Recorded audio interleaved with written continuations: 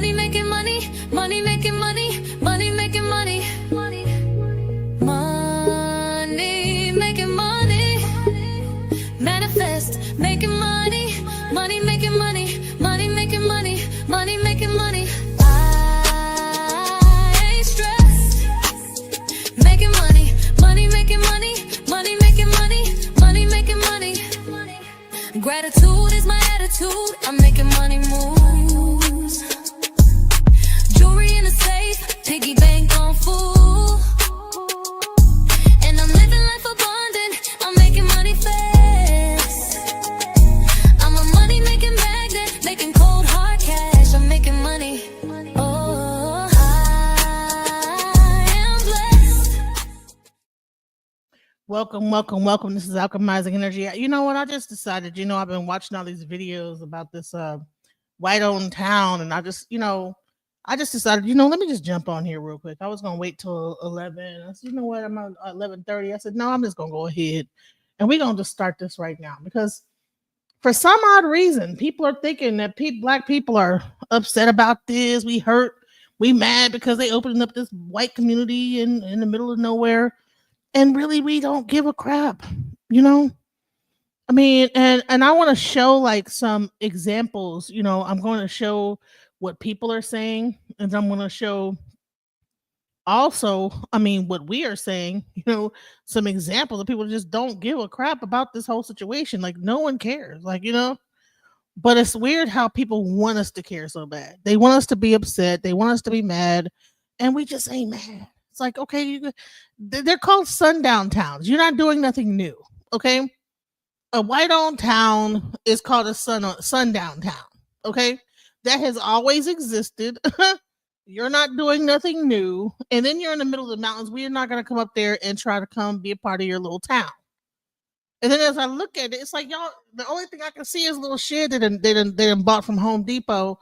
They pretend like they building some buildings, honey child. I ain't seen no buildings, nothing. It's taking them forever. Every time they show them, they still hammering them two pieces of wood together. I ain't seen no houses being built, nothing. You know what I'm saying? Where is the completed construction? Y'all need some Mexicans and some black people to come up there and help y'all because y'all ain't got the get some construction workers out there because y'all trying to come together and make something happen, honey. Y'all trying to pound these logs of wood together and it's not working, honey. I know some people that would have put that thing together in 2 days. Y'all probably would have had full houses, but y'all want to be all white, okay? No, but no one cares. And I wanted to show some of the. It's not only just black people talking about this, but it's also white people that are like, what,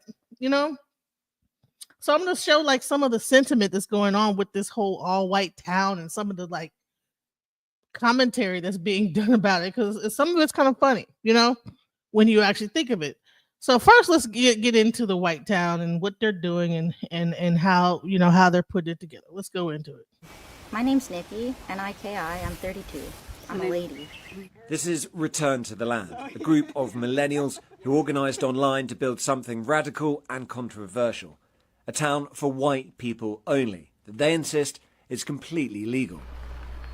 We spent several days with them, watching as the men set about the physical labour of building out the site. All the while, the women of the group took on the more typically trad, homesteading type roles.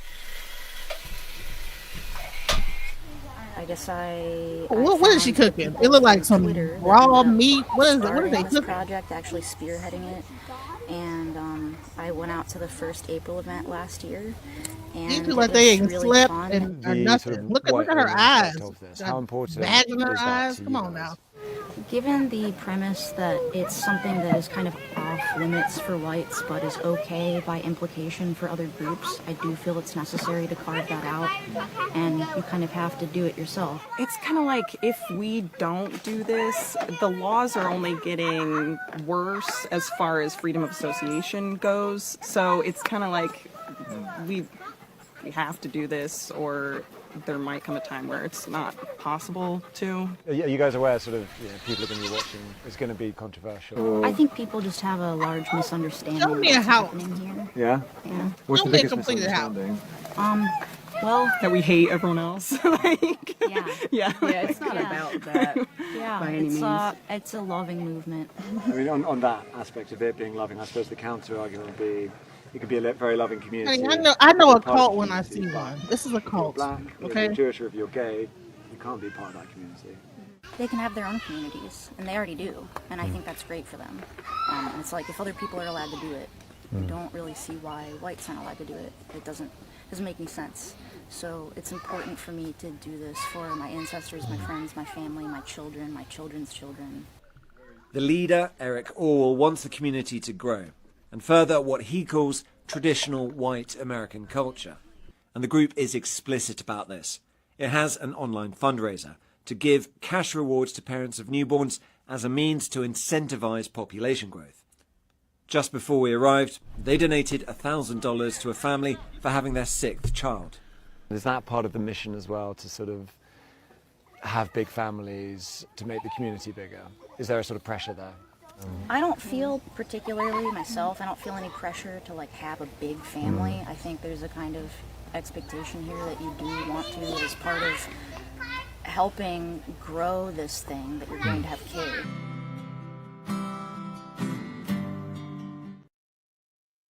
Child, please. That thing, first of all, show some houses though. You in the media, this is your town. You done created a whole town out here, and it's supposed to be all that, but I ain't seen their house. I ain't seen nothing complete. So why are you in the media? Show me, get in the media when you have a completed like house. Like about 4 or 5, get a few get some tiny houses, ship them from China. I know it's all white, but I guess they're gonna try to live off the land and try to build these houses themselves, whatever. But I'm like, okay, so what? No one cares, And I think that they want people to care so bad, because rather than I think that they're trying to get funds to continue to make it work or whatever. So they're doing this whole media blitz about it, and they got people saying black people are just so mad about us building our home community, and we don't give a shit. Okay. And I want to show some funny TikToks that people came up with. I think it's hilarious, bro. Like, watch this. Whites only community. Only white people are going to be allowed. Oh, probably shouldn't listen to that. So only white people are going to be allowed. What do you mean people aren't mad about that? Okay, but they're supposed to get really mad about it. Well, how about not just only whites, but no Jews either? We want whites only that are non-Jews. And we have the best attorney. Nobody's suing us over this? What do you mean nobody cares? Just laughing? No, Arkansas, the great state of northern Arkansas, who doesn't want to come to this community of ours? No one wants to come to Arkansas. The real estate agent told us everyone wanted that piece of property. Okay, well, so we'll just start in Arkansas, and then we're gonna move to Missouri. Missouri's even prettier. Still nobody? How about I say it louder? Whites only community. We're gonna broadcast it, let everyone know, only whites, non-Jewish. How segregated can we get this? Still no. Okay, so we'll call this whole thing Return to the Land. Does that make people mad? It does, because it's funny coming from white people returning to a land that was never theirs. Okay, so we'll call it Return to the Land. We'll start in Arkansas, expand to Missouri. What if we say we're going to go into all 50 states? Does that make people mad? They're still ignoring us. How is the top liked comment, no one gives a shit? Okay, well, we need to set up some interviews. The second most liked comment is Good Riddance Whiteys. Okay, now I'm offended. We need to get this on national news because we want people pissed off, because that's the only way we can feel anything emotionally. Who's gonna build our homes? What about the Mexican restaurants? Who's gonna open and run those? I don't know if we thought this all the way through. You understand what I'm saying? Even the white people clowning them. Even the white people that should be trying to join the community is clowning them. First of all, this is a cult, okay? I don't care what nobody say. It's a cult. It's the beginnings of a cult, and it's all going to go down. Trust me. Just give it about 2 years. The guy's going to emerge as a cult leader. You're going to find out he's messing with the kids. Trust me. That's always how it goes. That's always how it goes. Funniest part about that whites only town in Arkansas, black folks ain't mad, and you're mad, we not mad. So there's a brand new whites only town in Arkansas, and the gag is black people don't even care. Now, I've seen the comments. Aren't black people upset? Why are you mad about this? We gonna clear this up right now. Nobody's upset, Poo-Poo. See, the one thing black people ain't gonna do is lose sleep over other people that want to create a safe space for themselves. Build your own little town, plant a flag, that's fine. Hang a welcome sign, whatever makes you feel good. Honestly, we gotta be real about something, because I saw the interviews, I saw the clips. This ain't a town of exceptional people. I mean, think about it. If you drop everything to move to this town, you probably already didn't have much going on anyway, right? And that's not shady, that's facts. So the question is again, why should black folks care? This is the part that cracks me up the most. Y'all want us to care. I see the confusion in your eyes, I see it. Y'all like, don't the blacks care? Don't they want to be where we are? Nah. We just want to make sure when we build our communities, we're not cheated out of the things that we're supposed to have. That's all we care about, boo. And it's wild because history has shown as soon as black people do build their own thriving spaces, what happened? Some of your people roll up and burn the whole thing down. But we're supposed to believe now y'all just want to be left alone. Child, I'm going to tell you what really gave it away for me, though. The fact that they ran to the media. That's not privacy, y'all. That's desperation. Numbers must be low. If you got to beg the evening news to let them know that you exist, waitlist my ass. See, if black folks were building their town, the media would be the last people that we want to know about it.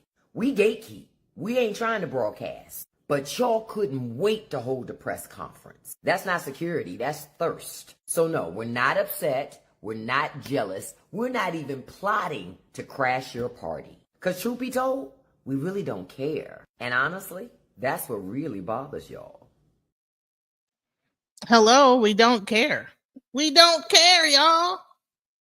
Build your community. We already have white community. What do you think the Amish are?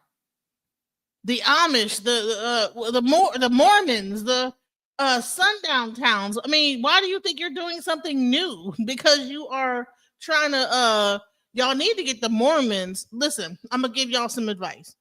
Go to Pennsylvania and ask the Mormons to help y'all build y'all houses because y'all taking too long. You know what I'm saying? I didn't see all these news shows and I ain't see no house yet. I just see that one shed. Every time they do a show on y'all, I just see one shed and a bunch of like grass and people. I don't know whether y'all outside in tents. What are y'all doing? Where's the houses? I think I saw one house. Go ask the Mormon, not the Mormons, the Amish. Go ask the Amish. Go and contract. If anybody is part of the white community, I'm gonna tell y'all. I'm gonna give y'all some advice and how to help y'all out. Okay, go to the Amish and have them help y'all build y'all community. Okay, y'all in Arkansas, go to Utah. Maybe some of the Mormons will pitch in, help y'all with y'all Christian values. Join the Mormons. Hell, there are plenty of all white communities in America. You're not doing nothing new. You're not doing nothing new. This is a whites only town. White supremacists to be specific. We said we making a... Man, we heard you. Nobody will live with y'all dirty ass no way. Keep y'all ass over there. Damn. Well, hold on. Why y'all don't care? Man, take your ass over there and go on, leave us alone. Shit, this what we been wanting. Well, what's wrong with us? Why nobody want to live with us? Well, this ain't no fun if y'all don't care about living. Hell no, we don't care. We been wanting y'all ugly ass to go over there and live by yourself. Leave us the fuck alone. I'm confused. Well, who we gonna blame when the shit don't work out? This ain't no damn fun. The hell? Well, I guess we can start accepting some folk. Well, I think we can open up a couple spots for you. We're not gonna pay you a fair wage, but you're more than welcome. I don't like this. Hello. You know, like I said, they're gonna need to figure something out. And I just gave them some good advice. Go to the Amish community, and I think what's the other Amish? There's the Amish, and then there's other ones. What are they called? They have never lived around these folks. They'll live around these folks. Listen. Do you know what are they? Not the Mormons. They're the Cenopods. I forget, not the Cenopod. What are the other like groups? Is there like Amish, but they're they're like Dutch or something like that. I forget what they're called, but you know, those communities know how to live off the land. You're trying to live off the land. What he should have did was went to the Amish and create like a group and work with them and say, hey, I'm trying to do this over here. And then probably could have gotten some Amish people to like help them to build them houses. Because every time I'm seeing them, they struggling building them houses over there. You know, they be looking like they just trying to push together some wood and just pound what with one. It'd be 5 people on one piece of wood trying to build a cabin. I'm like, bro, it don't take all them people just to build a cabin and put that one piece of wood. It'd be like 5 people on one little piece. Come on now. And I've seen a whole bunch of media and no actual building of anything. And that's the part that I think is hilarious to me, you know? But then they want everybody to be mad. They want everybody to be mad at them, you know? It's so weird watching black people get mad at white people for starting functioning white communities. Yeah, we don't care, dog. We don't give a flying fuck. Like, there's a lot of white audacity this week. Like, you guys are sitting around making up these narratives that we care about whites only towns. Mind you, one of these towns are in the mountains. Black people not going up there.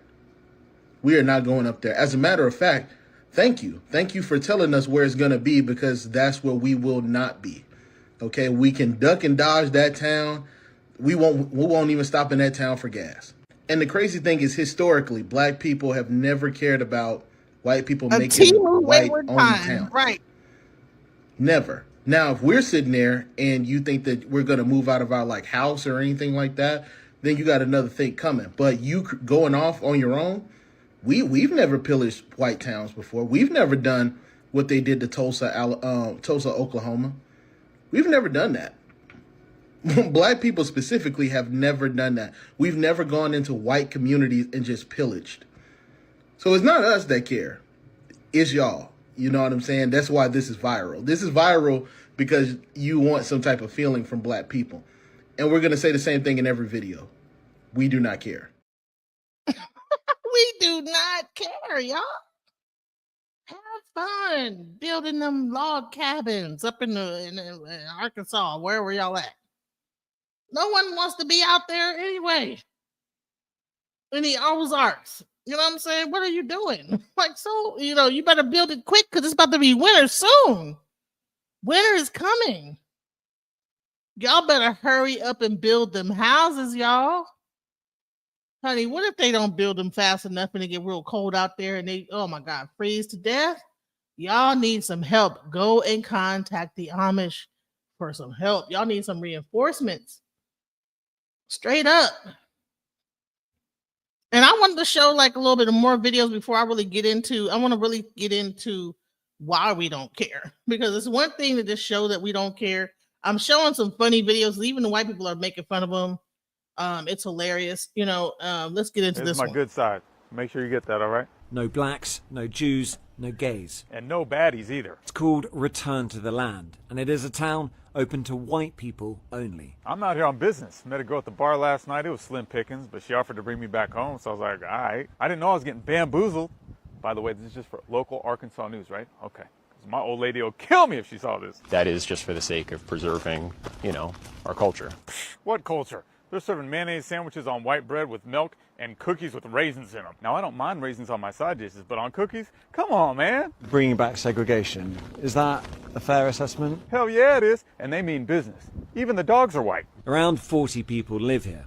Hundreds more from across the world have paid to be members. Don't lump me together with them. I can't wait to get up out of here. All these women suffering from Nassau. The women take care of the children who live here full time. They can have their own communities, and they already do. My taxi is showing up any minute, and if it doesn't, I'm catching a ride with y'all. Look, I'm out of here. Ah,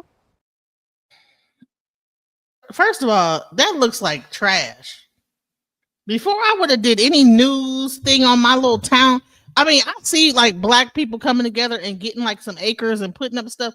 They don't tell the news. They don't even tell the news. That's the number. They just do it and just let each other know on social media. That's number one. But they're telling the news and the thing ain't even built. They outside on lunch. What's some things? Wooden where you know how you eat, where you eat your what's some damn things called where you eat your food at outside? them damn wooden picnic tables. Okay, I'm not seeing no house. Like, to me, they should be walking through a house. So this is the house we built. You know what I'm saying? You come here, you're gonna have a tiny house. It's got like 3 rooms in it. Boom, boom, boom. It's 200 square feet. I mean, that's how I would have did it. I don't know who the guy that's heading this up is not a good leader, because if I would have did that, I would have been like, listen, before I told the news anything, honey, that shit would have been laid, fried, dyed, laid to the side, had all kind of nice houses, and you would have been like, yes, I want to move there. Calls would have been off the chain. But you showing woods and like just some unfinished property and just trying to gain some money off of it. And it sounds like a cult of people that's weird. And even the lady, she ain't look like she had no sleep. He probably preaching to her all day like Nature Boy. Back in the day, Nature Boy probably got them up all night just talking. And I think he just now became a Christian and everything. And so now, because they said he wasn't a Christian before, so now he just became a Christian. So he didn't know about this and that and this, that, the other. So, but because I was watching another interview on him. Let's watch this one. I support the idea of a whites only town, but only because I want those racist bigots out of my fucking city. If all of the racists live in one little town, honestly, you're doing us a community service because we don't want you here. It's so funny to watch white supremacists get pressed over the fact that we don't give a fuck that they are creating their own little whites only town. Like, if you're gonna be a racist bigot, honestly, I think the best thing you can do is go create your own little town so we don't have to fucking deal with you. If all of the bigots live in one town, I know where to avoid and who not to talk to. At that point, you're doing community service. Straight up. And I wanted to specifically show white people talking about this because I seen other like videos when they're talking about the black people saying they don't care. But I wanted to show what white people are feeling like about this, because I think that it's a misconception to think that all white people are really down for this. You know what I'm saying? They not all How many down. lawsuits have we gotten so far? None? No one wants to sue us. Have they not heard? We are making a whites-only community in Arkansas. No one cares. No one else is allowed. We are not allowing anyone else but whiteys, like solid white people. No one with melanin in their skin cares. Do you think they just didn't understand? They do understand and they're actually happy about it. But did they hear that we're not even taking Jews? Even the Jewish community is happy about it? Don't understand. Are you sure you're reading it right? What are they saying? They're saying take as many people as you can. They don't want to be the people we're taking. No. Segregation is supposed to make people mad, not this kind of segregation. Okay, I mean, do they know about Missouri? They said we can have Missouri as well. Wow, Arkansas and Missouri.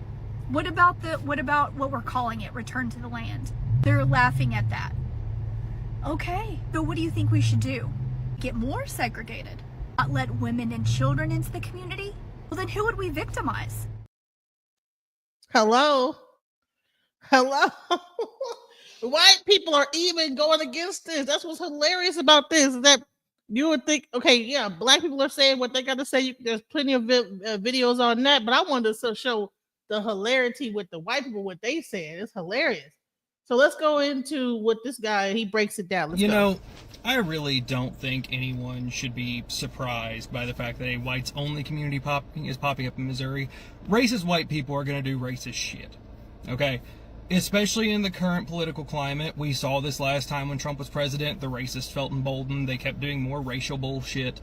There's plenty of stats for this. Go look it up yourself. You're a grown person. That being said, we know how it's going to end. All right, this is the same as every other cult that has popped up, because I do genuinely believe that racism runs so deep in people's minds, it indoctrinates them like a cult. Especially in white communities, because white parents pass down white supremacy onto their kids because they just never learned white patriarchal society. But it's one of those things that, and it's not excusable. That is not an excuse. I'm simply trying to say where it comes from. It's why so many white people talk about deconstruction, talk about going through all these things, because especially if you grew up in the Bible Belt, in a southern a Bible Belt small town, that is part of deconstructing from leaving a white town. A small town is, oh fuck, everyone I knew was racist as shit. Though that was all racist shit they were saying. I do not feel bad for the adults one bit. They are full-grown adults. I don't give a fuck. They've been shamed. Look, they have been so successfully shamed out of society for their racist ass beliefs that they genuinely believe they have to set up their own community. That's beautiful to me. The only thing that I genuinely feel remorse for in the whole thing are the kids. We know how this is going to end here in 6 or 7 years. There's going to be a hell of a documentary about this, about all of the child abuse and all of the sexual abuse that is going to happen in these towns. That is the overwhelming factor that always happens in these white nationalist cults, is massive amounts of child abuse that the parents are going to cover up. The parents will never admit to putting their children around predators. They will never even come to terms with the fact that they are best friends with predators who are openly going to prey on their own children. They don't genuinely give a fuck about their kids. They never have. They never will. They just want to be racist. That's the end of it. They have no culture to protect. They have none of that shit. No, they just want to say racist shit and homeschool their kids and keep them racist and indoctrinate them. So we see exactly how this is going to play out, because it is played out this way in every other Christian community. Predators will rise to the top. The women and men around them will protect them. And here in about 6 to 10 years, you'll see a survivor come out saying, a kid that was born before they got into the cult. The kid that remembers life being kind of normal before their parents went off the deep end with Trump. Those kids will eventually come out and go, yeah, no, there's a ton of sexual abuse going on. There's a ton of child abuse. There's a ton of spousal abuse. And it's going to repeat because we have not successfully done a good enough job in getting these kind of people out of society. And that's the truth. They are so arrogant to their own actions, because it's not ignorance. Ignorance is more of, I'm doing things and I don't understand the consequence. They are blatantly doing things and ignoring consequence. That is arrogance.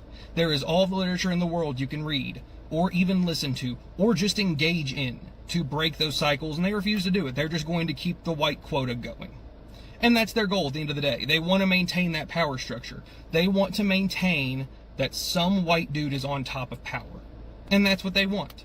So no, this, as disgusting as it is, it's not surprising in the least bit. Look at the current climate we are in. They are going to be trying to do this more and more because they feel emboldened. They know the government's on their side. They know that the entire controlling government is currently on the sides of racists and pedophiles. So of course they're going to be emboldened to do these awful things.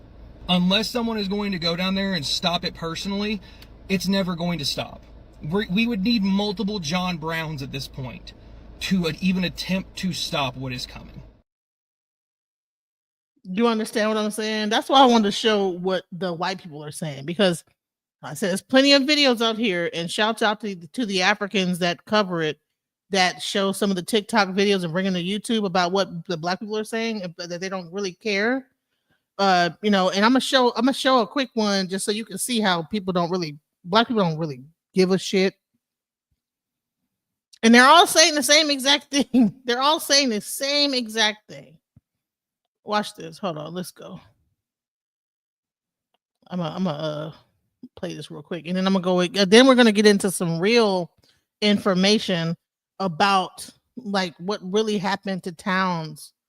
Because I think that it's one thing. There were towns that we owned, and we had our own people that were thriving, and those towns got destroyed.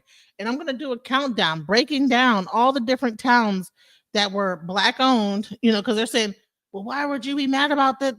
No, we're not mad about that. Just when we do it, don't come and pillage us, and don't come and try to kill everybody when we do it. They get to do it, but they want us to be mad about it. It's like, well, no, we're not mad. Just when we do it, don't be up there effing with us. You understand what I'm saying? So let's hold on. Do I got the right one? Hold on. Let's see. Do I have the right? All right, here we go. I can tell you this. Ever noticed that when black people build an all-black neighborhood, it's called empowerment? I also noticed those black neighborhoods kept getting burned to the ground. Tulsa, Rosewood, Wilmington. Funny how empowerment gets erased when white mobs showed up. But yeah, continue. But when white people build an all-white neighborhood, all of a sudden they're the triple K. Yeah, because historically, white-only neighborhoods were enforced with land mobs and housing covenants. James Lowen's Sundown Towns breaks this down. Literal signs saying, don't let the sun set on you here. Black towns equal survival. White towns rooted in supremacy. See the difference yet? You want to move away from white people because it's healing, but when we do the same thing, all of a sudden it's a problem. Healing from what? Oh, right. Black fatigue. Centuries of exclusion and violence must have been exhausting. I'd be fatigued too. Black flight is escaping harm. White flight is draining tax bases and hoarding resources. Kevin Kruse wrote the book on this. Literally, it's called White Flight. I want equality. Y'all want reverse Jim Crow. Reverse Jim Crow? Cute phrase, not a thing. Jim Crow was state-backed racial terror. Poll taxes, lynching, segregation by law. Black-only neighborhoods is progress. Black-only events is culture. But the second it's white-only anything. Black-only events today, cookouts, Juneteenth, usually in states with white governors. Survival and culture are an oppression, sweetheart. So when white people move in, it's gentrification. When they move out, it's called white flight. Correct. Now you're getting it. Because white wealth moves wherever white comfort goes, and everyone else pays the price.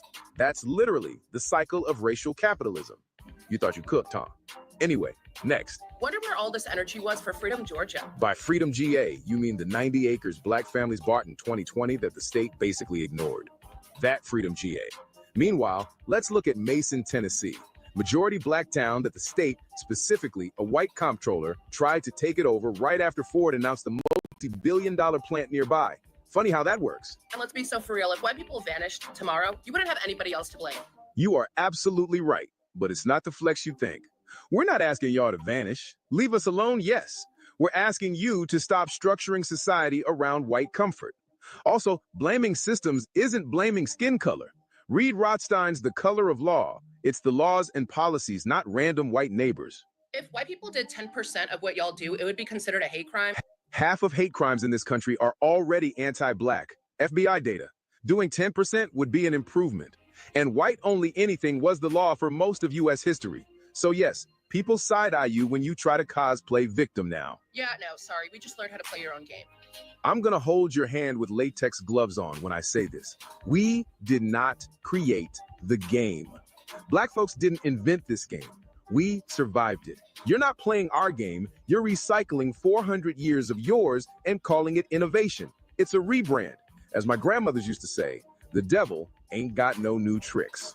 Sounds like the real problem isn't segregation. It's the fact that you're not the one controlling it. This isn't about who can segregate better. It's about power. White spaces were built on exclusion and violence. Black spaces were built out of necessity and survival. That's not hypocrisy. That's history. It's almost as if protecting whiteness requires you to not know any of this. Interesting. Why do white people pay so much attention to black people if they don't like them? I don't pay attention to things I don't like. I only debate with my equals. All others I teach. Ever notice that when black people build an all-black neighborhood, it's called empowerment? But when white people build an all-white neighborhood, all of a sudden they're the triple K. I'm going to say this once and once only. Yeah, she's real. People, LGBTQ people, non-problematic white people, Latino people, indigenous people, Middle Eastern people, Pacific Islander people want nothing to do with any of those white tea-only towns in Arkansas or Missouri or any white town for that matter. If these white folks want to build their own utopia, let them do it in peace. We don't care. Get as many of these problematic, racist white people out as possible. If there's going to be white tea people left in our communities, at least let it be the non-problematic ones. At least let it be the ones who's willing to educate and learn, bro. But these problematic ones that are building their own stuff, I promise you no one on the internet, and I mean no one in their right mind, is upset about it. That is a lie you guys are saying to get paid. He said it best. It's a lie that y'all are saying to get paid. Because when you look at this area, it looks like crap. So now I want to go a little bit into Lake Lanier real quick. I'm going to just go into just the beginning of this video. And then I'm going to go into all the other towns that were sundown towns that got destroyed. We're going to have a countdown, okay? So when they say white people ain't scared of shit, this is what they mean. This this is the death lake in the U.S. and it's interesting to say the least. Deeper I go, a little more nervous I get, but I ain't going much deeper than like where I'm at right now. Y'all gotta come check out Lake Lanier. There's literally an entire cemetery right below you. Right underwater, there's a whole cemetery. Hell, a whole town underwater. and y'all went over there swimming. Hey my people, Christy here once again, welcoming you back to the channel. I hope that you guys from wherever. I want to give a shout out to her channel. Her name is Queen Penguin from Uganda. And so go watch the rest of that video. I'm going to skip over to this video where we talk about black cities enviously destroyed by whites. Because I want people to understand that, you know, we are not over here studying y'all with y'all group, y'all own white town. We have tried to build our own black places and black areas and black neighborhoods, and honey, every time it gets something, somebody end up getting mad and breaking and busting it down. So let's go. We're gonna start off with the MOVE movement in Philadelphia. Let's go. Number 11, Philadelphia. The Philadelphia catastrophic event, also termed the 1985 MOVE bombing, took place on May 13, 1985. On this day, the city of Philadelphia witnessed a catastrophic event that left an indelible mark on its history. The MOVE organization, a black liberation group, had been occupying a row house in West Philadelphia for years. The group's very loud and public quest for racial justice, as well as its strong views on animal rights, led to a number of confrontations between MOVE members and their West Philadelphia neighbors, as well as with Philadelphia police. One such confrontation was the one that happened on May 13, 1985. The Philadelphia Police Department, armed with warrants, attempted to evict the group. The situation quickly escalated, and in a shocking turn of events, a police helicopter dropped a bomb containing C4 explosive and Tovex onto the roof of the building. The resulting explosion and fire engulfed the house, trapping those inside. They dropped a bomb in a Philadelphia neighborhood. Do you know how crazy it's got to be for them to decide to drop a bomb on an entire neighborhood? This is the type of crap. So you guys are talking about y'all want to build your neighborhood, build it. But just don't do this to ours when we build up our stuff. Drop a whole bomb down onto people, kids and mothers and families. This is the type of crap that be going on when we try to build up our own communities. Incident would spark widespread outrage, calling for accountability. The city's leadership faced intense scrutiny, leading to significant changes in police department policies and procedures. However, this would not measure up to the damage done. Lives have been lost. The MOVE bombing was a horrific tragedy that claimed the lives of 6 MOVE members, including 5 children and 3 of their neighbors. One of the children who burned was a 12-year-old little Phil Africa. 7 years earlier, his 3-week-old brother had been killed after being knocked out of his mother's arms and crushed during an altercation with police. After the bombing, a fire broke out that claimed 61 surrounding buildings and left 250 people homeless in the middle-class black neighborhood. The houses that were built to replace them were tissue paper, shoddy, and the contractors tasked with replacing them served jail time for misusing the rebuilding fund. By the mid-2010s, more than half of the rebuilt homes sat boarded up, purchased by the city for $150,000 each. Number 12, Quindaro. Do y'all hear this? So when you're on TikTok and y'all are up here, I just don't understand how y'all bad because we building up our own black community, our own white community. Well, look, okay, that wasn't that long ago. MOVE, right? They had their own little neighborhood. Wasn't even a whole place out in the woods somewhere. It was a neighborhood in a black community. And they dropped a bomb on the building. Why? What? They bombed it from a plane. Yes. Go and look up the MOVE. It was called MOVE in Philadelphia. They were a bunch of, I think they were Rastafarians or something like that had a movement. They were like black nationalists, kind of like Rastafarian, really believing in vegetarian and this, that, the other. And I don't know, they were having these issues with the police, and somehow like the mayor there was like trying to get control. I don't know, something happened where they got into it with them, and honey, they dropped a bomb on the building, y'all. Dropped a bomb, killing children in America. This is not over in Iraq or Kuwait. This was in America. And I don't think that when y'all build y'all little community over in the Ozarks, y'all have to worry about somebody coming over there and bombing y'all neighborhood or whatever the hell y'all create out there with them logs or whatever y'all trying to do. We have to worry about that. We put something together. We got to worry about the government coming in and bombing us. We got to worry about people trying to lynch mob us. Let's go into it. Here we go. The next one. What's the next one? Kansas City. In the early 20th century, Kansas City had experienced significant growth, driven by its strategic location at the confluence of the Kansas and Missouri rivers. The city became a major transportation hub, with railroads, highways, and rivers connecting it to other parts of the country. African Americans migrated to Kansas City from the rural South, seeking better economic opportunities and fleeing racial violence. They established vibrant communities, including the Quindaro neighborhood, which became a center of African American culture, commerce, and entertainment. The community also boasted a strong sense of pride and self-sufficiency, with numerous civic organizations, fraternal groups, and cultural events. Despite this progress, African Americans in Kansas City faced significant challenges, including racial segregation and discrimination in housing, education, and employment, limited access to healthcare, social services, and government resources. These systemic issues made the community more vulnerable to the devastating impact of the 1951 flood, which ultimately destroyed the thriving Quindaro neighborhood and displaced thousands of African Americans.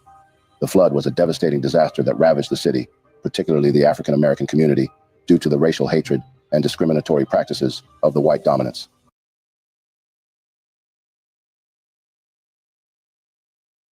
Sorry. Let me tell you something about these floods, right? These floods don't happen by chance. A lot of times they let loose dams. Same thing happened in Louisiana. They let loose those dams and they let it open, and boom, the floodgates open, and then that town is destroyed. So it's not by chance. A lot of these floods are not just like, oh, it just was raining too hard. No, they open up dams and then it just destroys the city. Do some research into these floods. These floods are not just by chance or just happenstance. Those floods be some shit. The flood was caused by a combination of heavy rainfall and the failure of the city's levee system, which was intentionally designed. Hello? And I haven't even seen this whole thing yet. I haven't seen this. And what did I just say?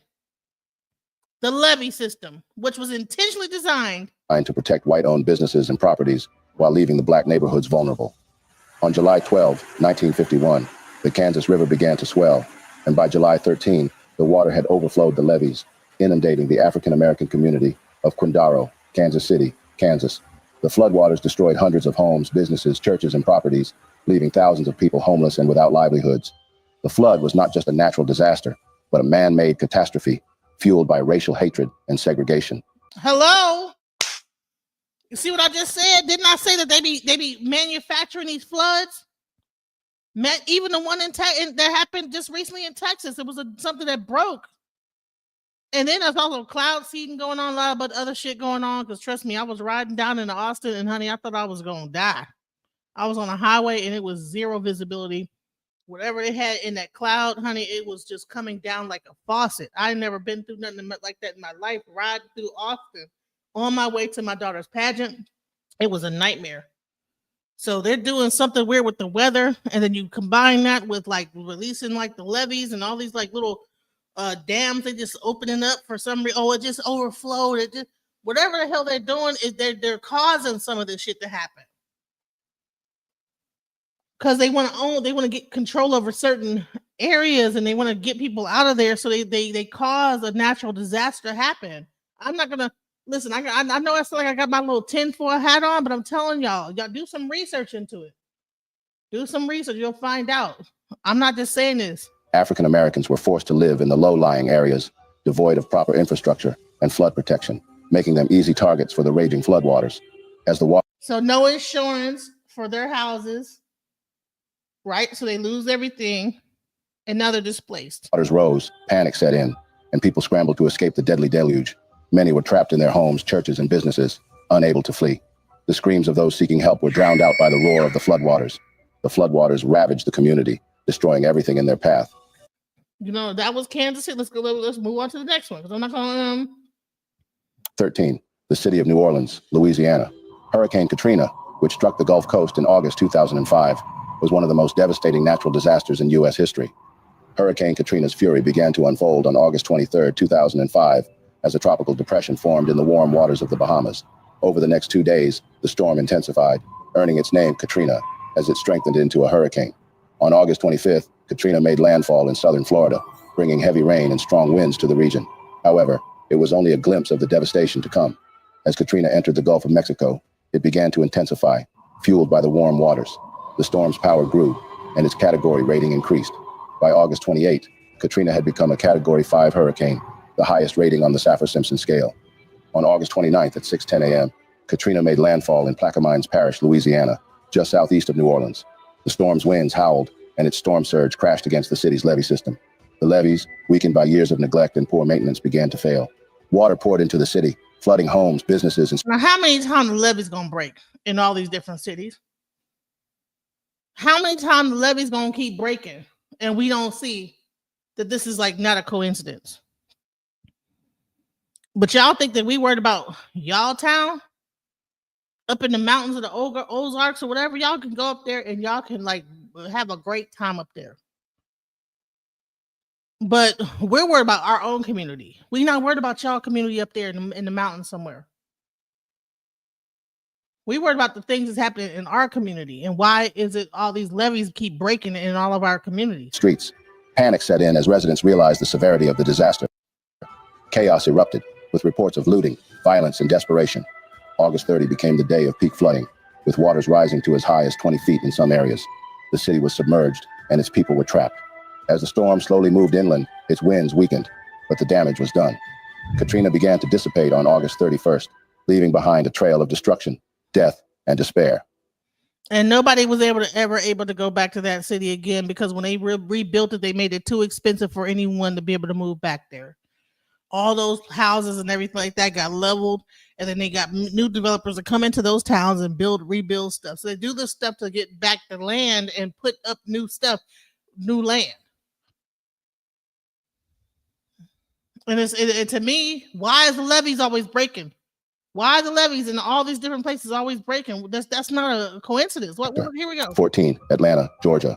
Atlanta's past is marred by a tragic event in 1906, when racial animosity erupted into disruption. The violence erupted on September 22nd to September 24th, but the underlying tensions had been building for years in the post-Reconstruction era. Economic competition and resentment between African Americans and whites had been simmering, fueled by racial stereotypes and prejudices. The spark that ignited the powder keg of racial animosity was a series of false accusations of African American men assaulting white women. On September 22nd, 1906, a local newspaper, the Atlanta News, published sensationalized reports of alleged attacks on white women by black men, which further inflamed the already tense atmosphere. However, the main event that led to the annihilation was the confrontation between a white mob and a group of African American men at the 5 Points intersection in downtown Atlanta on the evening of September 22nd. The white mob, fueled by rage and misinformation, began attacking African American men and businesses, leading to a wave of violence that spread throughout the city over the next 2 days. Within a few hours, rumors had spread around the town, and white mobs quickly formed. The mobs rampaged through African American neighborhoods, attacking homes, businesses, and individuals with impunity. The streets ran red with blood as the death toll mounted. The violence was indiscriminate, with men, women, and children all falling victim to the white mob's wrath. Many more were injured, with estimates ranging from 150 to 300. Their bodies battered and bruised from the relentless attacks. As the city descended into chaos, many African Americans were forced to flee for their lives, abandoning their homes and businesses in a desperate bid to escape the carnage. The streets ran red with blood, and the sounds of gunfire, screams, and shattering glass filled the air. The city's leadership failed to intervene, allowing the violence to escalate. Governor Hoke Smith and Mayor Evan Howell were slow to respond, and when they finally deployed militia, the damage was already done. The rioting subsided, but the trauma lingered, leaving deep scars on the community. The investigations were half-hearted, and no one was held accountable for the atrocities. The decimation marked a turning point in Atlanta's racial dynamics, solidifying white supremacy and suppressing the progress of African Americans. Prominent black leaders like W.E.B. Du Bois and Booker T. Washington spoke out against the violence, but their voices were drowned out by the cacophony of racism and hatred. After the heat of the mass killing, the city was left to pick up the pieces of their broken community. Their trust. The mass killing. So this happened in mass. You understand, guys? So people think that we're worried about these people, about these 5 people up there in the Ozarks trying to build a town and could barely bang 2 damn pieces of wood together, can't even put a house together. Entire communities devastated, obliterated, right? So don't tell me about your little town that you could barely put together. You walk in the news through it, ain't nothing built. It's all woods. If you don't get the hell up out of here walking people through that damn undeveloped bullshit that you could have at least put a tiny home on from China and got it delivered there and put it up real quick or something to make it like it's something. Come on now. Could have went on Alibaba and got a few of them damn houses off of there in 1500 and said, honey, went to Austin. You know, they got those. There's a place over there in Austin, right by the airport, where you can buy all kind of houses and double wides and all that stuff like that. I don't even see no double wides on a property. It's just a bunch of just people just outside eating stuff on lunch tables and stuff. Probably like pitched out in tents. That's why they ain't showing the whole thing, because everybody probably in tents. Come on now. 15. Memphis, Tennessee. The Memphis, Tennessee annihilation was a devastating event that occurred in May 1866. It was a brutal display of racial violence perpetrated by white mobs against African Americans.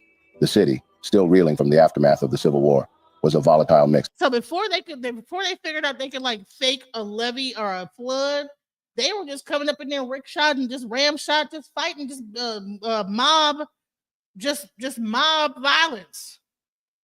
Then they figured out, oh, okay, we'll just put them in the lower part of the town and just release the damn levees on them when it rains real hard, so we can blame it on the rain. Blame it on the rain.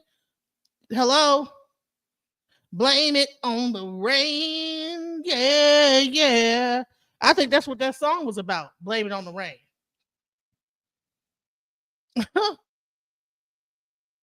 They was blaming it on the rain. They keep blaming it on the rain now, but back then, they was just running through towns. That's why. Of racial animosity, economic competition, and political unrest. On May 1st, 1866, a seemingly minor confrontation between white police officers and black soldiers sparked the violence. However, it quickly escalated into a full-blown riot as white mobs comprising of police officers, firefighters, and civilians descended upon the city's black residents, soldiers, and sympathizers. Over the next 2 days, the mobs wreaked havoc on the city, leaving a trail of destruction and death in their wake. Black churches, schools, and homes were torched, and their occupants were beaten, shot, or lynched. The streets ran red with the blood of innocent victims, as the white mobs showed no mercy in their rampage. A joint congressional committee reported 75 persons injured, 100 persons robbed, 5 women raped, 91 homes burned, 4 churches and 8 schools burned and destroyed, and $17,000 in federal property destroyed. Hundreds of blacks were jailed, and almost all other freedmen fled town until the carnage ended. For 2 days, white mobs, which included policemen, firemen, and some businessmen, attacked the freedmen's camps and neighborhoods. The riot had begun after an alarm went off that African-American soldiers from Fort Pickering, on the south boundary of downtown Memphis, had killed several policemen who tried to arrest a black soldier. In response to the reports, Union General George Stoneman disarmed the soldiers and locked them in their barracks, leaving nearby freedmen's settlements vulnerable to the white mobs that soon attacked women, children, and defenseless men, as well as... Do you guys hear this? Soldiers came in, attacked women, children, and defenseless women and children and men defenseless. And then these people want to come up here and they want to think that somebody really give a crap about their little town. I don't understand how come black people are so upset about our town. I'm gonna show this again. Funniest part about that whites only town in Arkansas. Black folks ain't mad, and you're mad, we not mad. So there's a brand new whites only town in Arkansas, and the gag is black people don't even care. Now, I've seen the comments. Why aren't black people upset? Why are you mad about this? We gonna clear this up right now. Nobody's upset, Popo. See, the one thing black people ain't gonna do is lose sleep over other people that want to create a safe space for themselves. Build your own little town, plant a flag, that's fine. Hang a welcome sign, whatever makes you feel good. Honestly, we gotta be real about something, because I saw the interviews, I saw the clips. This ain't a town of exceptional people. I mean, think about it. If you drop everything to move to this town, you probably already didn't have much going on anyway, right? And that's not shade, that's facts. So the question is again, why should black folks care? This is the part that cracks me up the most. Y'all want us to care. I see the confusion in your eyes. I see it. Y'all like, don't the blacks care? Don't they want to be where we are? Nah. We just want to make sure when we build our communities, we're not cheated out of the things that we're supposed to have. That's all we care about, boo. And it's wild because history has shown as soon as black people do build their own thriving spaces, what happened? Some of your people roll up and burn the whole thing down. But we're supposed to believe now y'all just want to be left alone. Child, I'm going to tell you what really gave it away for me, though. The fact that they ran to the media. That's not privacy, y'all. That's desperation. Numbers must be low. If you gotta beg the evening news to let them know that you exist, waitlist my ass. See, if black folks were building their town, the media would be the last people that we want to know about it. We gatekeep. We ain't trying to broadcast. But y'all couldn't wait to hold a press conference. That's not security, that's thirst. So no, we're not upset, we're not jealous, we're not even plotting to crash your party. Cause truth be told, we really don't care. And honestly, that's what really bothers y'all. That's what really bothers them. And that's why I'm giving the history of the towns that have gotten ravaged. Ravaged. People's lives gone. By either a flood that they like unleashed levees on, by soldiers coming in and doing this because of they got jealous because our town was doing better than theirs. Just tripping. If we could like successfully like do our own town without somebody coming and intervening, man. And I might even say even Tom Ray, you know, shouts out to Dr. York. I know it, but not shouts out because there was allegations and everything, but even he built his little town up there, and what they do, they come in there with that. They could have just let them have their town and just got rid of him and put him in jail, let them have their town. Why they had to like take the whole town over, kick everybody out? You understand? If he was the one that had an issue, whatever, take him out, let the people still live there. But no, they couldn't just do that. And there's something to that. Okay? A group of white supremacists has founded a 160-acre settlement in the Ozark Hills for white people only, and it's called Return to the Land. It was set up in 2023 by two men named Eric Orwell and Peter Cesare, and it explicitly bans Jewish people, LGBTQ individuals, and anyone who isn't a white Christian of European descent. In this case, it turns out Jews are not considered white after all. Now, this white-only town is vetting members through interviews and ancestry screening, and only those who can prove European roots are allowed in. Right now, about 40 people live there full-time, but hundreds more around the world have already paid for membership. And once accepted, members can buy land, but instead of traditional deeds, they're sold LLC shares tied to private plots. The group claims that this loophole lets them bypass civil rights housing laws. Well, joining us now is Gerard Filiti. He's a senior counsel at the Lawfare Project. So, okay, and before they go on, so essentially what I got from this was I seen a video about this also on Twitter. And I believe it was one on TikTok as well. They have articles about it too. It's in Arkansas. So the town is not for black people, it's not for Jewish people, just like she said, and it's only for Christian white people. Right? So if you're white and you have some black in you, then you are not allowed in that town. Okay? And if you ask me if this is okay, if they pay for it and they say this is private property and blah, blah, blah cannot come here, or you can't come here if you don't look like this, then I don't have a problem not going there. Okay, I think it's a problem that we have today where everybody thinks that everything should and is for them, and I firmly believe that that shit is not true at all. Welcome to the DeMarco effect. You'll get the full effect of me.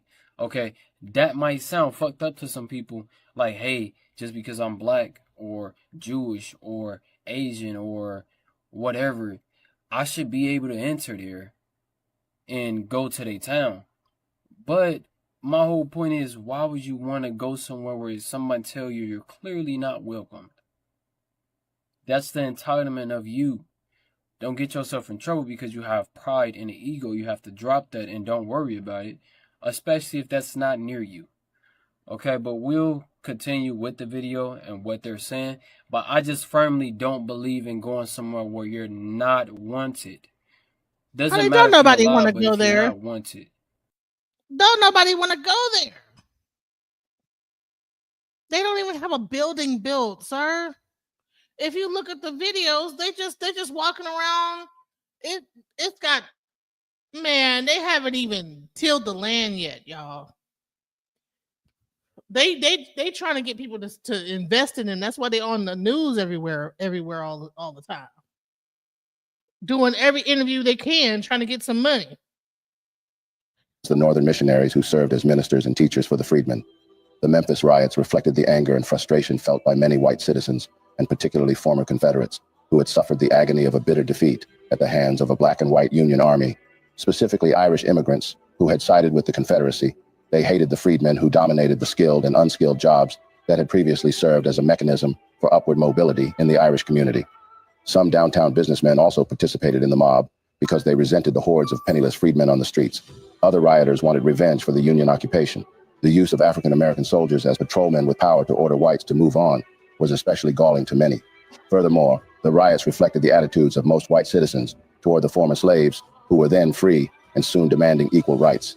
The riot led to the death of many, mostly African-Americans. Hundreds more were left homeless, their livelihoods destroyed by the senseless violence. Now to the next, number 16, Nicodemus, Kansas. The destruction of Number 60. You hear this? This is a countdown, right? This is part 2. Okay? We started off and I forget what number that was. But we're going up, right? 16, 17, 18. How many cities? I haven't even gotten part 1 yet.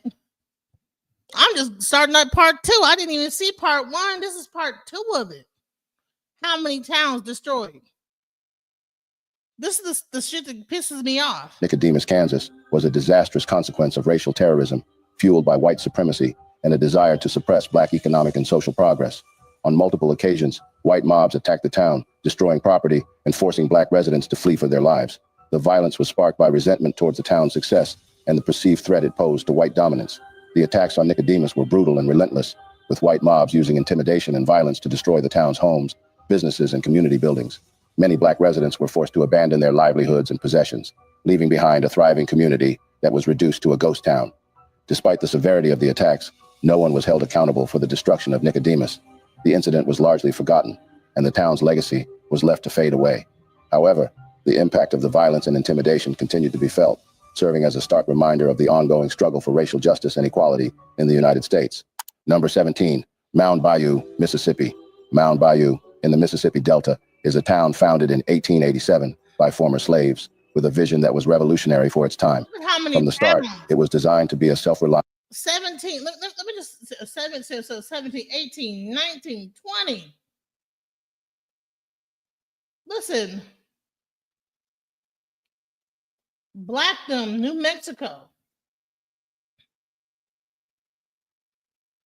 Bly, Oklahoma. And it's all because they mad because with racial animosity and bitterness. The white dominance saw the town's achievements as a threat to their own status. In no time, racist attitudes and discriminatory practices began to suffocate the town, stifling its growth and potential. Calamity doomed the city on October 12, 1921. The devastating event struck Boley, marking the beginning of its end. On that particular day, a violent horde of white supremacists, consumed by hatred and intolerance, unleashed a reign of terror upon the town, destroying everything in their path. The once thriving community was left in ruins, with homes, businesses, and crops destroyed. Come on now, how many cities? And then you had Eatonville, Florida. Fury upon the unsuspecting town. As Eatonville flourished, its success sparked jealousy among white neighbors who saw the town's achievements as a threat to their own status. Racist attitudes and discriminatory practices began to suffocate the town. Hey, welcome, Reverend Green. How you doing? I'm doing good, Sugar. How you doing? I'm doing wonderful. You know, this is as I'm looking at this is pissing me off because I'm like, I didn't even realize it was that many towns. It's a whole lot of towns. And it's like 17, 18, 19, 20. They didn't even spare the children. And then you got these people. Well, I don't understand why black people are so mad. How come they don't have their own town? Hello? What the freak do you mean we don't have our own town? We've had our own town. It's disgusting. I know. We need our own military next time. You know? So tell me, do you know anything about some of these, like what's going on with this, like what have happened in these towns?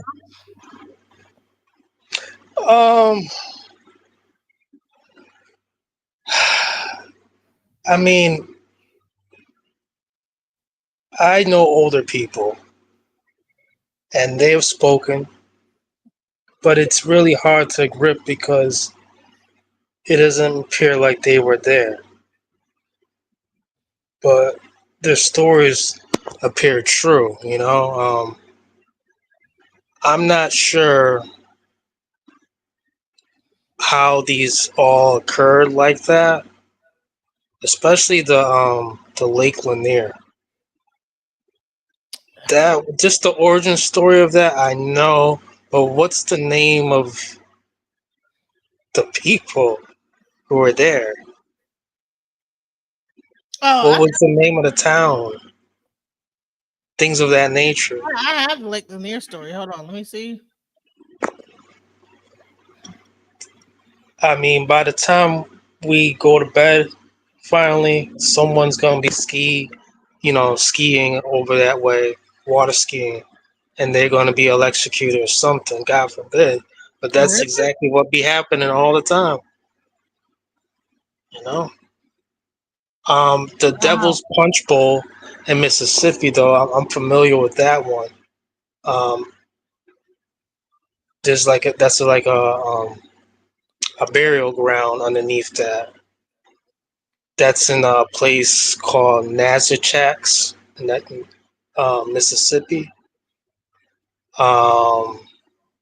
It's near the Earth Mounds.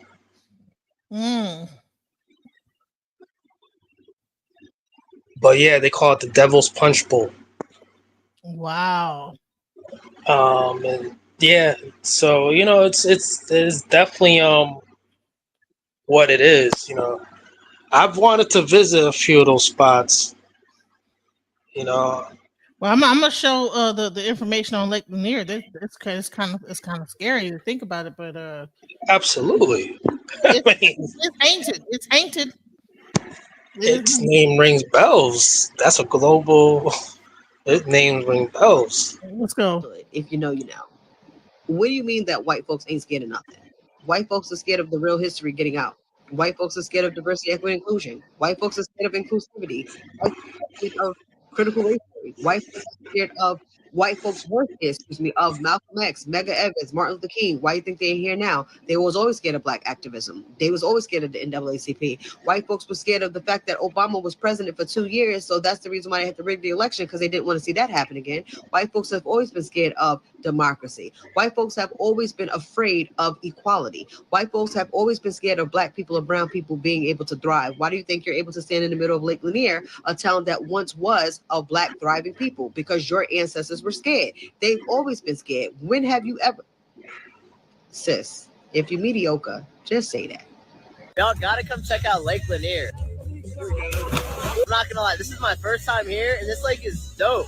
First off, it's massive. Second of all, it's super warm. The weather is perfect out here. I've heard some stories. I don't know if they're true or not, but if y'all looking for a lake in the Georgia area, you gotta come check out Lake Lanier. There's so much to do out here. There's literally an entire cemetery right below you. Right underwater, there's a whole cemetery. Hell, a whole town underwater. And y'all went over there swimming. Y'all swimming in dead people water, bro. Deceased water. And I'm looking at your family and friend group, and it tells me everything I need to know and why you made this erratic decision to go scuba diving in water infested with dead people juice. Nasty, diabolical, horrific work. You can't pay me enough money to put a pinky toe in Lake Lanier water. Why would you do that? Why would you do that? Like, is the light bulb not on? And then when you got called out for it, you made a follow-up video talking about we got more important things to worry about, like Trump bombing Iran. Your video's about Lake Lanier. You put your booty meat in that water. You're insane. I just don't understand it, y'all. Somebody make me understand it. Why are you still going to Lake Lanier like it's a vacation spot? It's not. When you go there, just expect the unexpected. I mean, at this point, it is expected. So that means you want to play with your life. It is not a vacation spot. people still must think it's a game or something. It's crazy. You can warn people like, hey, if you go down that road, you might not come back because of this, and this. And they be like, I'll take my chances. Because I know y'all seen the title already. Another loss at that lake. A 27-year-old. So this man right here, he went to Lake Lanier for a birthday celebration, y'all. Out of all places, he went to go celebrate his birthday there. And they said he jumped off the boat to where he ultimately perished. His name was Raymond Diaz. So I'm sending my condolences to him and everybody that was affected by this. But y'all, learn from him. Stop jumping in that damn lake. So they said he jumped in the water and never resurfaced. That's crazy, y'all.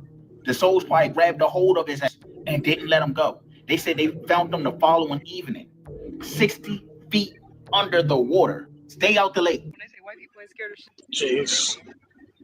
It's supposedly, they suppose this is the. Is the devil from Tales in the Hood still alive?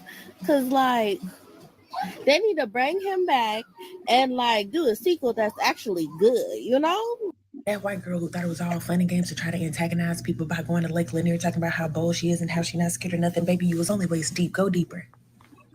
Watch some ancestors drag you by your ankles to hell. You think it's fucking funny? You thought, oh, I'm a post this, and then your comments calling everybody racist who call you out for intentionally being disrespectful. Baby, that's a water cemetery. And you think funny? I don't know if you know how the ancestors work, but I hope you salt in your doors and sage in your house. And baby, you better knock on wood that nothing followed you home. Cause who gonna tell her? Oh, okay. When they say white people ain't scared of shit, this is what they mean. It's supposedly, they suppose this is the. White people ain't scared of nothing but other white people. Let's call it what it is. Pain. No. It's supposedly, they suppose this is the. Turn them comments back on. Turn them comments back on. Yeah, turn the comments back on. Why you turn your comments off? Man, black people are not playing about Lake Lanier. Nah. Black people in Atlanta are not playing about that. Look, they going on. I don't think that's a flex, right? Black people don't say that it's the most dangerous lake to be cute. We say that because there's an entire black city underneath. Therefore, it's haunted, right? At least in some sense, in some way. Now, you going out there, do what you want to do. You grown, you bad. Maybe nothing happens. Like, surely not everybody who goes in there has an adverse reaction, and nobody would ever go in there. But like, don't play in our face. You know why we tell people not to go in there. And knowing that you ought not want to be in there. Like, what kind of decency or human morality must you lack to want to go swim in a graveyard? Make that make sense. Are you aware that that's a lake? Laurel Hill. Graveyard? That lake Laurel Hill. is a graveyard? Yeah, I'm aware. Supposedly, they suppose this is the.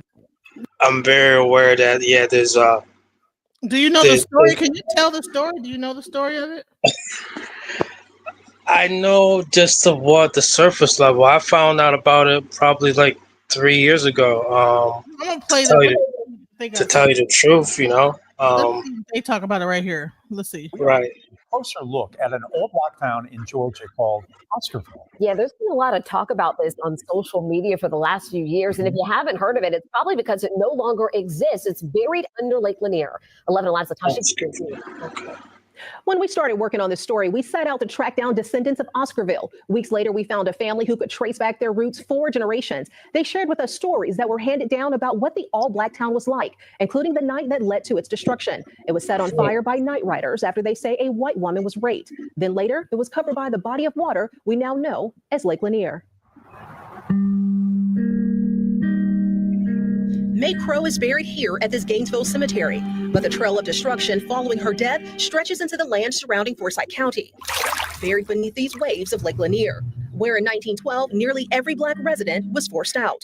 That includes people living in an old black town called Oscarville. The community was formed in the late 1800s during the Reconstruction era. There was a very strong community feeling among the blacks. About 300 kids, children, that went to some of the schools that were the black schools. And it was closely connected to the churches. Georgia history teacher Lisa Crosby says Oscarville was a thriving Black community, full of carpenters, blacksmiths, and bricklayers, but farming was the top trade. So they really had kind of a miraculous farming growth here while the rest of the state was really struggling. But then residents were abruptly forced off their land. The flashpoint, I think, is 1912. This takes us back to the death of May Crow. The 19-year-old white woman was found dead in the woods near Oscarville, presumably after being raped. Typically, the answer to white girls being raped was go to the Black community and just start blaming people. By nightfall, terror began to reign over Oscarville. So from there, the rage and hatred in the community, mobs got together and they were called night riders, and they were riding throughout Oscarville and driving out the Black community. And the night turned deadly. You know, they were waking up by fires outside, fire bombs thrown in the church. Filmmaker Bob Mackey recaptures those horrific nights in an upcoming television series. Well, anytime anything happened, guess where everyone would go? To the church. Well, they attacked the church. People were hung, lynched. Mackey's series features stories of direct descendants like George Rucker, who can trace his family back 4 generations to Oscarville. He tells the story of his great-grandfather, Bert Oliver, and the entire family being forced off their land. Night riders came through. They had to leave everything. The main thing they left property. My grandfather had 100 acres. Rucker says many relatives died as they tried to flee. So when they got to the Chattahoochee River, from what I understand, they were told, when the mob got up on the bridge, they were told that they either had to swim or drown. Most of them didn't make it. My grandfather was one of them that didn't make it. He lost some brothers and sisters. He says his relatives who survived settled in Gainesville. What my mother told me, Bert Oliver, he would sit and tell her this story, and he would just sit and cry. Crosby says whites in the area took over the remaining properties. She says Oscarville farmers were specifically skilled in raising poultry, which set the pace for Gainesville eventually becoming poultry capital of the world. You have a farm already going, and you had free land, so you just take it. Rucker says his great-grandfather married his second wife, Beulah, and they built this school that still stands in Gainesville today. By the late 1950s, the Beaufort Dam was built and Lake Lanier was formed, covering up Oscarville and swallowing most of its history. Many believe Lake Lanier is haunted because of the high number of drownings. We spoke to officials who tell us because there is an entire town that includes structures and even forest areas with trees that are 60 feet tall, it makes it more difficult to navigate through, and someone can easily become trapped in debris, leading them to drowning. We have so much more on this story on our website. Yeah, thank you for that one. I never knew enough when it comes down to the name of the town originally. And I'm looking at those pictures too of those men and women and the children. Their whole wardrobe looked immaculate. Yeah, they were well kept, very, very. And it's always a dam. Right. It's almost like they collect the water just to release it, to destroy something, to create something, or to destroy land or whatever. And that's right. What they did. And that's what I'm saying. Why is it always a dam break? Why is there always a release of water? Because it's not just a flood. A flood is not just a flood from the clouds of the rain. It's because a dam gets overflooded or breaks, so-called. And I'm like, okay, so what is going on? So why are you putting people in a place where there's a dam and lower, and then you could just flood them out? True. Why would people live in a place below to where a dam could break and then they could just open it up and just kill everybody? That's crazy to me. I mean, I'm not sure if it's ever going to stop. I mean, I don't know, but I'm just saying, It is crazy. Do you have any family out that way? Yeah, I have family in Georgia. I have family all over, But the main part I'm trying to really, this is the really main thing about this, is that there's this new white town that they're promoting, and I really wanted to really talk about how they're trying to rage bait Black people into hey, if we got this new town, and why ain't y'all mad about it? It's like, no, we don't care. We don't care about y'all new town. We've had our own towns. Have you ever heard of because you mentioned about rain a whole lot. Have you ever heard of cloud seeding or cloud seed? I talked about that earlier. Yeah. Okay, you did. All right, You yeah. know, and let me tell you something that's even crazier.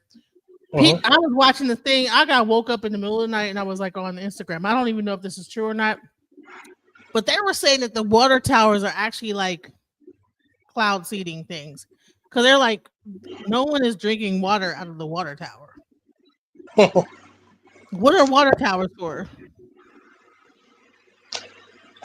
I would thought it was for well, Think about it. Can you? I mean, why would you put water up in a tower sure.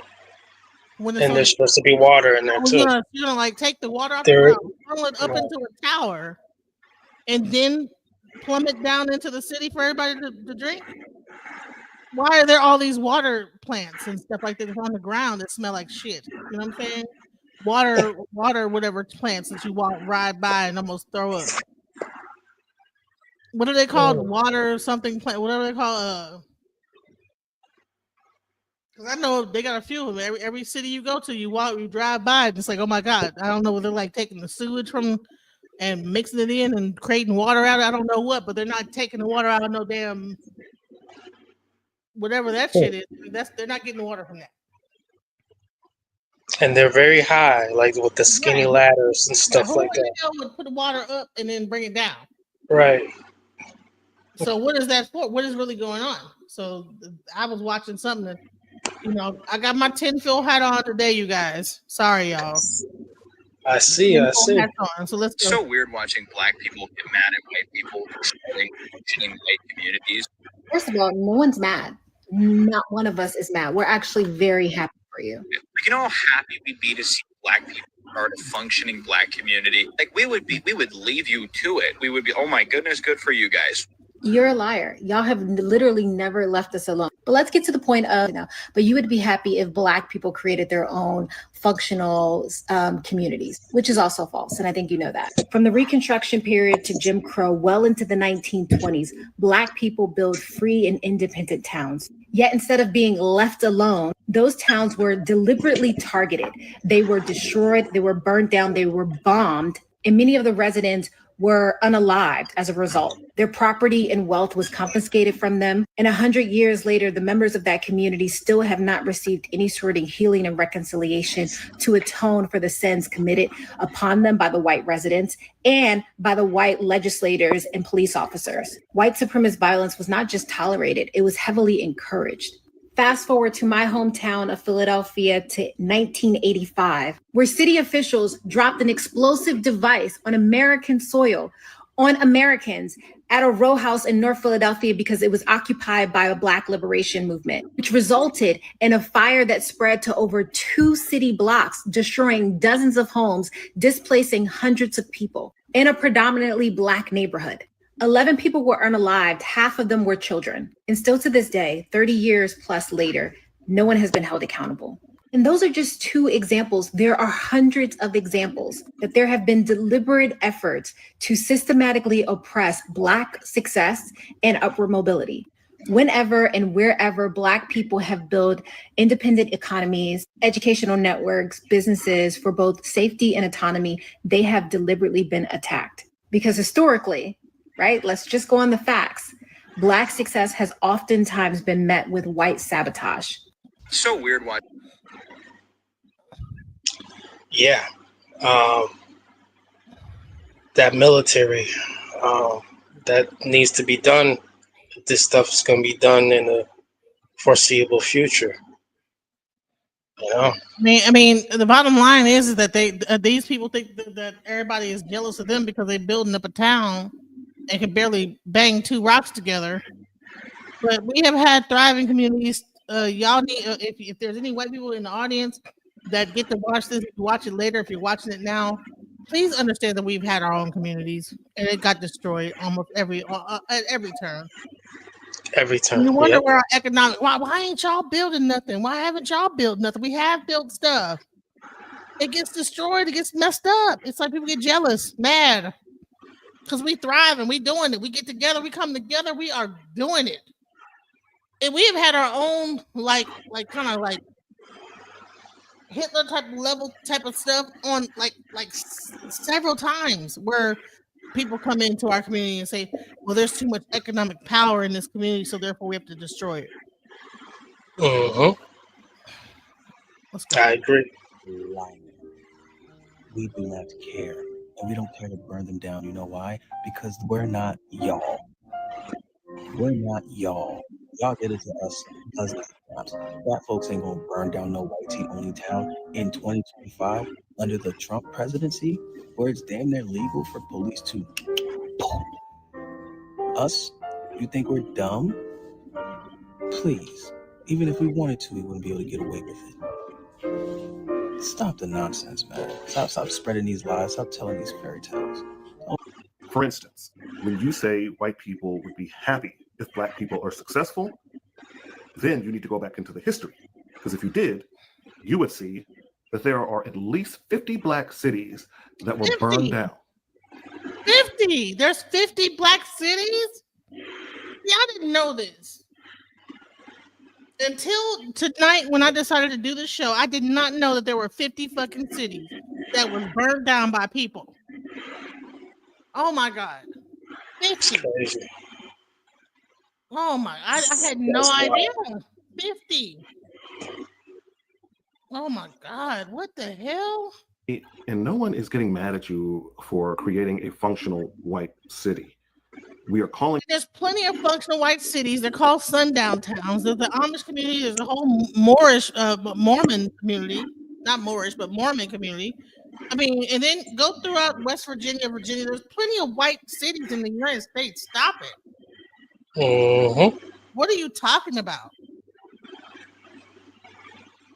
I don't know why Trump. The whole thing with Trump is making people think that we are just like doing it big, like we are just taking everything away from white people when we're not.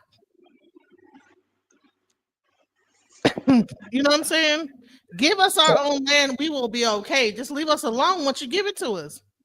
We'll be all right. We don't have to talk to y'all. Y'all don't have to talk to us. We'll just give us a little bit of land and a group. Just give us a little patch over here, and I swear to God, we'll be good. We will be good. You out for the hypocrisy of you constantly telling us that you're not racist while also doing the most racist things anybody has ever done. There is this thing called history.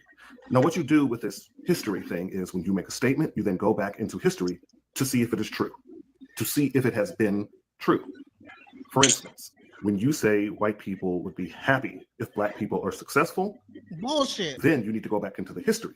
Because if you did, you would see that there are at least 50 black cities that were burned down because they were successful, because they were thriving. And white people did not like that. You saw us making something of ourselves and you didn't celebrate it. You got angry. And you burned those cities to the ground, or you ran the black people out of town, or you buried that town underwater. It's almost like you avoid the truth for a reason. You have a good one. It's so weird watching black people get mad at white people for starting functioning white communities. It's like, you know how happy we'd be to see black people start a functioning black community? Like we would burn it down, right? Was that what you was about to say? Because that is the only thing that has ever happened in American history. Sir, you don't understand. You're helping all Americans by taking all the racist people and moving them into one area. I may help you pack your bags and rent a moving truck for you. I may donate to your cause so we can get this thing rolling. We need y'all all to be in the same area so we know who exactly you people are. I challenge any European American to name me one, just one, in 300 years, name me one time black people have built an all-black everything, right? A thriving community, a thriving functioning system, right? And white people have not destroyed it. Any group, even in Egypt, any community, any town has been destroyed, burned down to the ground by European Americans. What's extremely disheartening from European Americans is in the year of 2025, they then say, oh, why aren't black people building any functioning towns? You blew them all up. You think if you keep blowing up, bombing, and burning down every town that black people built, that we're just going to keep building more and more and more? You force black people to assimilate into American culture, and then point the finger and say, why aren't you doing this? Your analogy is the same as burning down somebody's house, coming back the next day and say, hey, you know you're homeless, right? This is a white-only town. White supremacists, to be specific. We said we making them. Man, we heard you. Nobody will live with y'all dirty ass. No way. Keep y'all with up. Damn. Well, hold on. Why y'all don't care? Man, take your head and go on, leave us alone. Shit, this what we been wanting. For what?